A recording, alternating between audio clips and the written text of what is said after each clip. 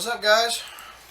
If those of you who cannot afford plasma ignition up front, there is actual hope, and it can be used to work with your emissions equipment, but you've got to use this piece of tech that's able to trick the oxy sensor in the tailpipe to allow you to run leaner while making your cat converters and all the other stuff last longer.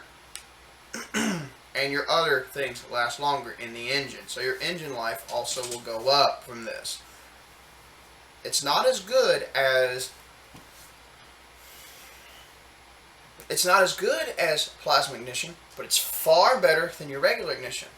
Essentially, what I'm going to describe is a way of pulling off what I would call a super capacitor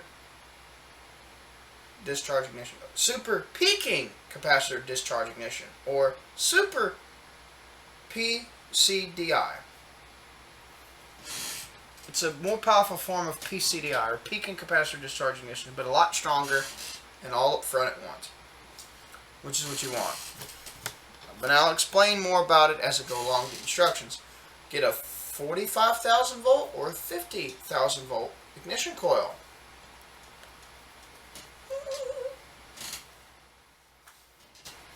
Okay? Get some hot wire spark plug wires. Essentially, the hot wire spark plug wires are spark plug wires with no resistors in them, but instead of the resistance, they have each one is a big ass capacitor in the middle of it, right in the middle of the damn thing. It's on. I got the website and everything in the description below.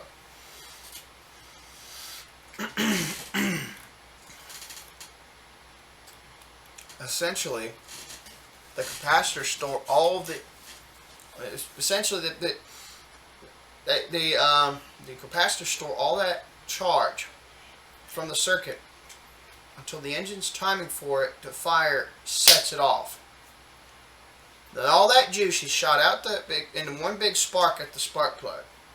Instead of being a weaker, slower spark that lasts for milliseconds or thousandths of a second, or impulses, or if it's a slow running spark, which means higher impulse and more power. Now see, folks, if I'm taking 100 taps, slow taps,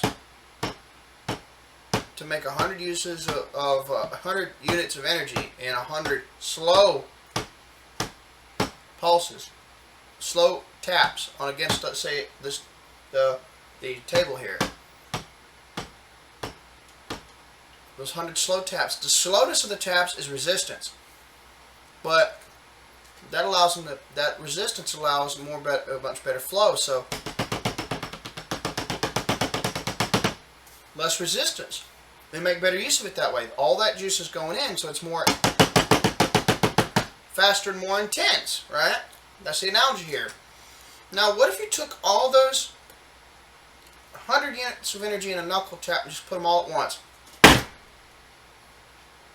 That's impulse. Now, let's get another explanation, folks. Power is basically energy being generated from potential and being put to work in a certain amount of time, or work divided by time. That's the equation. Same energy, if used to do work in a shorter time, means more power, more work done in the same time, in less time, better efficiency. Let's say I had 3 thousandths of a second spark at 7,500 revolutions of an engine per minute, or an engine, that would mean the crankshaft would rotate or spin. We would have to turn 135 degree turn to finish burning all that air gas mix, which is a bit slow for an engine spinning that fast. It's not as much work getting done. Now, for those who don't know, revolutions are the amount of movement a crankshaft spins per minute, or spins a motor per minute. Spins of a motor per minute. That's what revolution means in this case. revolutions is how much a crankcase or the rotating part of electric, like a motor, or the crankcase of a combustion engine spins a minute. So there you go. Number 3, get either a Torque Master, Extreme Sparks, Torque Master spark plugs from extremespark.com. I use those in my lawnmower. They're absolutely excellent. Or you can use Power Star plugs. Get your ass down from there. No ma'am. Stay off of there. Stay away from the computer. Stop doing that. Hard head. Now you see this little gapping here? I don't know if you see this or not, but the gapping is real in practice. There's no resistance in these spark plugs. That's the first thing.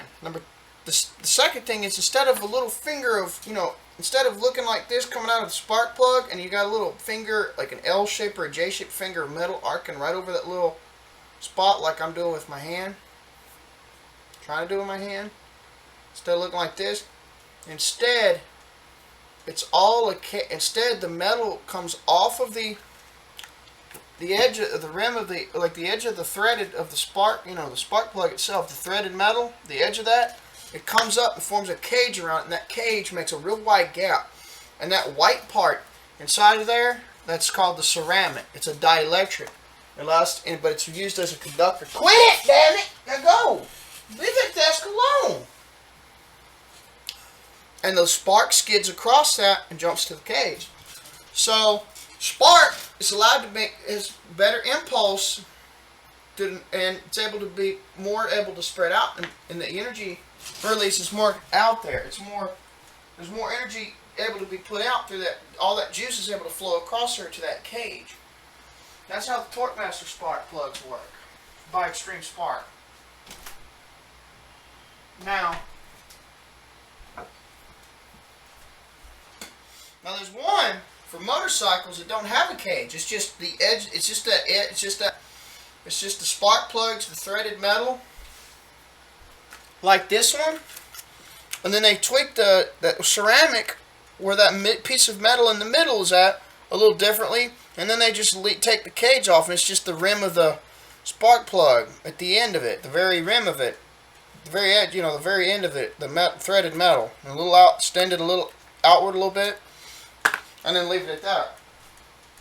That's the motorcycle, but that's what it does. It makes a spark all the way around in a big circle instead of just that little out to the piece here from the middle piece of metal in the electrode in the white part. Now, Power Star does it differently. It's the middle electrode, but it comes up and expands out into an 8-pointed star shape. Now those points on the star shape arc down to the end of the to the rim of the end of the spark plug, which is past the threaded area of it, and that makes 8 sparking points, and it spreads ignition out, and it does the same effect, but it's just a different approach. Both of these I highly recommend on all vehicles. Period. They're more efficient. They last longer. You don't have to change them nearly as often. So they're really awesome. Alright. Number 4. Get some ferrite bar clamps to fit on the spark plug wires. Or in this case, hot wires. The reason is due to having no resistance put in the hot wires. The regular spark plug wires and the spark plugs have resistors put in them, because to cancel out, to do a really good thing though, it's to cancel out RF from coming off the circuitry and screwing with your engine's radio, computerized stuff, and other a much higher, the risks of that are much higher. So you're gonna, this being screwed with by the RF of the spark plug system. So you need to put some, something to suppress that RF. The higher volts you go, when you make giant spark gaps like that, the more RF you can make, and the less resistance, the more higher frequency RF you can get out of it, and that needs to be suppressed. You put ferrite bar clamps all across the board. I would at least do 2 on each spark plug wire, and have a no resistance spark plug wire coming from your coil to your distributors, and put at least 2 or 3 on those. I'm talking double down. It would not hurt, and they're not expensive. I will link my Amazon idea list in the description below, and I will link the webpage to these things. Now, the last thing you're going to have to do to make this work best. Now, I would avoid the HHO section of this site, because HHO is kind of a crock of shit. You're better off with a plasma ignition and water, ethanol injection in real small amounts, so it can turn into ethanol vapor and steam, so they both burn off, and then leaning the fuel a little bit. That's a great form of emissions control. It'd be a great form of power boosting and all that. So, but I'll talk about that in a future video soon enough. Now,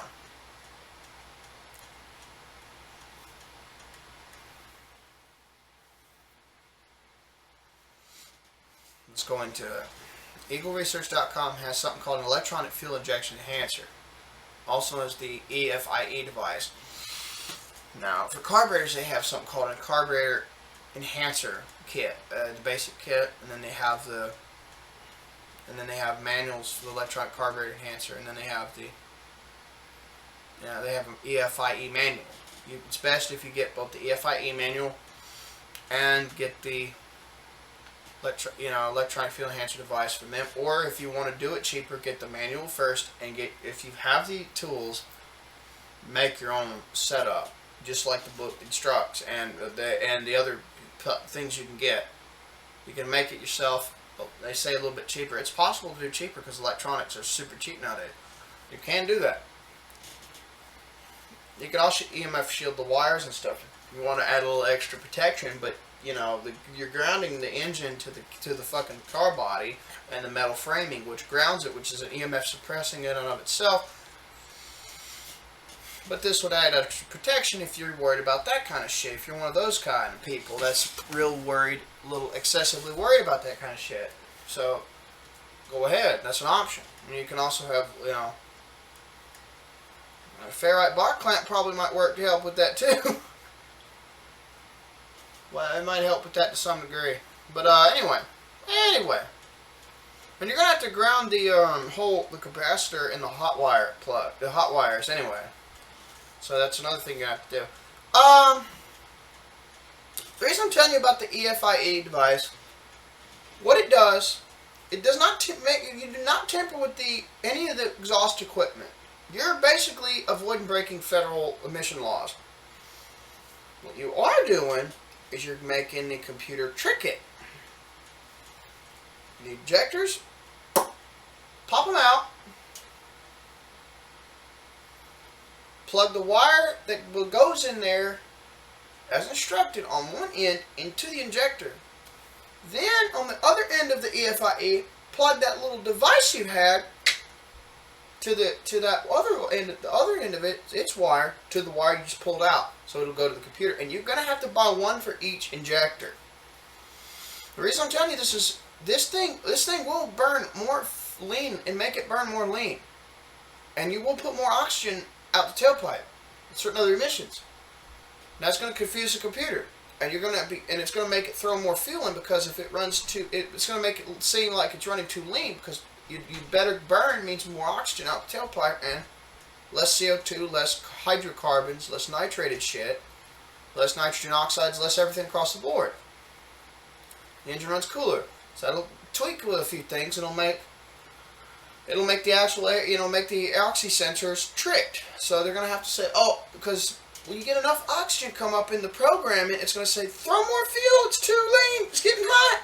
And they'll throw more fuel in to cool it down and make it back to what they call normal in their program.